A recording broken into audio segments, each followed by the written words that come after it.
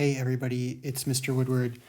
Let's talk about vertical circles and centripetal force. Taking a look at the top here, as a performance art, poi involves swinging tethered weights through a variety of rhythmical and geometric patterns. Poi artists may also sing or dance while swinging their poi. So essentially, a poi is a ball, and for these girls, the ball is attached to a string and they've lit the ball on fire. So it's a flaming ball that's now making these beautiful fiery rings, right? And this girl might have one over here that she's swinging in a circle. Continuing on, suppose Ariana is doing a poi performance and swinging her poi in a vertical circle of radius 0.5 meters. If the poi has a mass of 0.2 kilograms and she spins it with a velocity of 10 meters per second, draw free body diagrams and calculate the tension in the string when, and then we have these three scenarios, right? A, the poi is at the lowest point. B, the poi is at the highest point. C, the poi is at the halfway point along the circular path, okay? So let's start with part A, when the poi is at the lowest point along the circular path. So we're talking about down here, right? That poi is going to be sort of connected by a string to the center of that loop. And then what I want to do here is I want to draw a free body diagram in this space, okay? So this string is going to be providing a force upwards on that poi, and that force is going to be tension, okay? At the same time, gravity is pulling down, and we can actually calculate that force of gravity. We know that the mass of the poi is 0.2 kilograms multiplied by 9.8 meters per second squared. So the force of gravity on the poi is 1.96 newtons.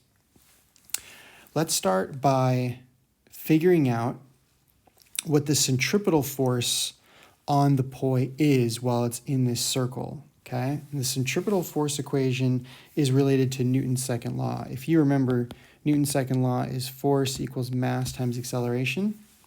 And so if we're spinning in a circle, we're going to specify which force and which acceleration. If you've been following along with centripetal force, the physics of circular motion, we talk about the centripetal force is equal to the mass times the centripetal acceleration, okay?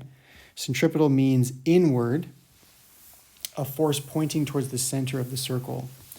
And in this case, the centripetal force is not like a new kind of force that's acting on an object.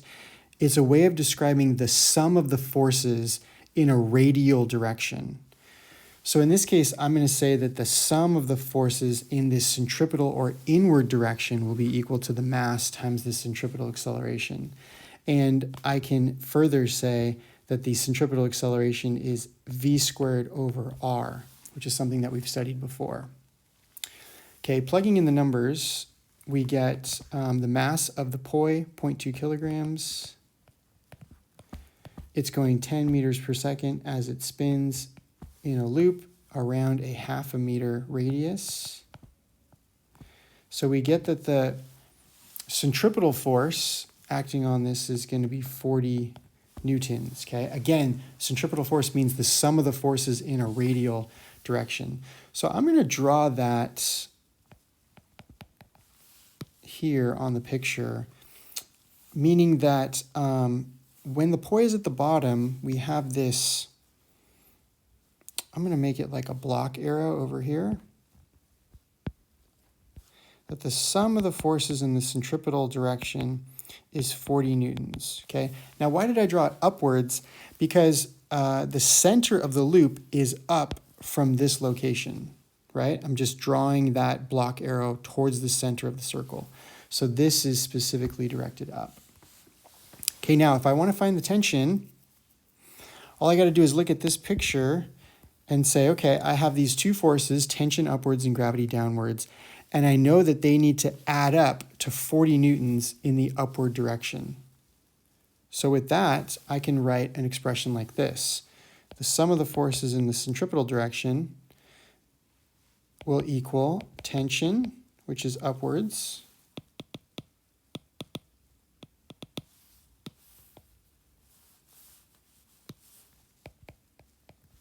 minus gravity, because gravity is downwards. This is 40 newtons. This is my unknown. I already know that this is 1.96 newtons. So this means that the tension force is going to be 41.96 newtons. And I can add that over here in my free body diagram. Okay, now I can see I've got 41.96 up, I've got 1.96 down, and so of course they're in opposite directions, so they will, reduce each other and produce this total of 40 newtons in the upward direction. Let's keep going. What if the point is at the highest point along the circular path? So now let's focus on here. When the point is at the top, therefore the string must be down. Well, now that string is producing a downward tension force, which we don't know. And while the poi is at the top of that circular path, gravity is pulling down as well. By the way, that is still 1.96 newtons because the mass of the poi has not changed just because it's at the top of that circular path. Let's again use Newton's second law to find the sum of the forces in the centripetal direction. Well, the mass, the velocity, and the radius are all the same as before. So this is still going to be 40 newtons. However, since the position of the poi has changed, the centripetal direction is now down. Okay, because, right, the poi is here, but the center of the circle is here. So we're going to be looking to go downwards for the centripetal direction.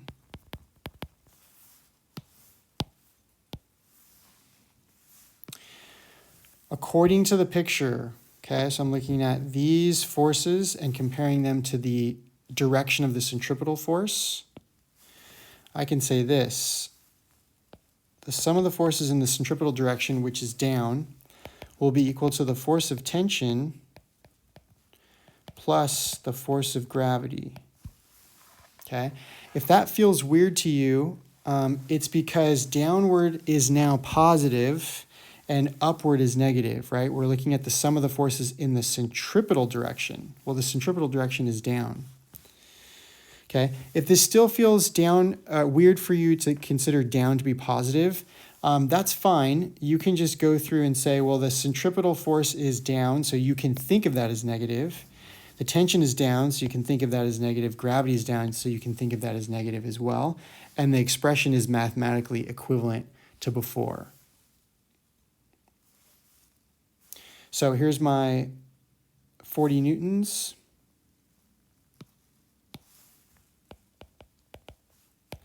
The tension force is the unknown. Gravity is 1.96 newtons. I'm ignoring these red negative signs, right? So I'm going to get rid of these now. And then this means that my tension force is 38.04 newtons. So now it got smaller. And I'll write this on my picture over here.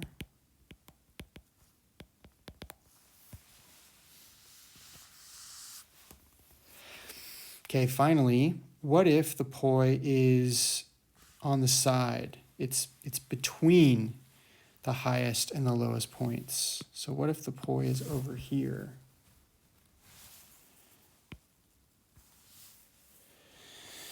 Well, now the string would be horizontal, which means the tension would be this way. At the same time, gravity is still down, and it's still 1.96 newtons. So I start as I did before. The sum of the forces in the centripetal direction is still mv squared over r, which is still going to give me the 40 newton value. But now that 40 newtons will be directed to the left because the poi is here, the center of the circle is here, and so the centripetal direction is left of the poi. So I'll show that by drawing my block arrow this way. Okay.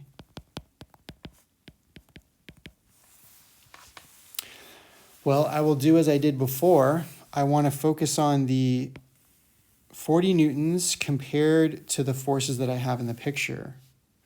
And notice that gravity is not pointing in the centripetal direction. Gravity is not pointing radially, right?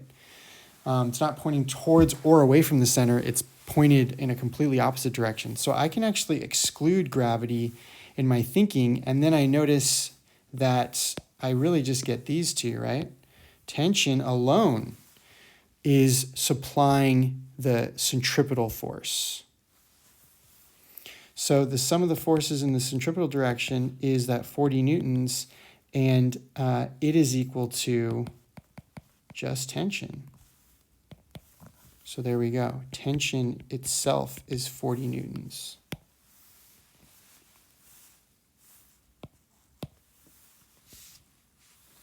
So you can see that the tension in the string is changing depending on where the poi is. And we could actually graph the tension as a function of the position of the poi. Okay, so what we found was something like this. Starting at the top, when the poi is here, I'm going to call that position 0, the tension is 38 newtons. And then as the poi moves to this position, now the tension is 40 newtons. And then as the poi moves here, the tension is 42. And then when the poi returns back to the middle, the tension returns back to 40. And then when the poi returns to the top, the tension would go back to 38 newtons. And around and around and around the poi goes, where the tension is highest at the top. Tension is the least at the top, greatest at the bottom, and then it's in between while the poi is at that midpoint. Okay, so how would we sort of graph the tension as a function of the position? Well, at position 0, we would get a tension of 38 newtons. So here. And then at position, what I'm calling pi over 2, this midpoint, the tension would now be 40 newtons. And then at a position of pi, which is the bottom of the vertical circle, the tension goes to 42. And then as it keeps swinging around at position of 3 pi over 2, the tension's back to 40, because we're coming back to that midpoint. And you can see that it's going to kind of do this, right? This is a sinusoidal. And the tension would do that every revolution. Tension is going to increase, decrease, increase, and decrease as that poi is being swung in a vertical circle.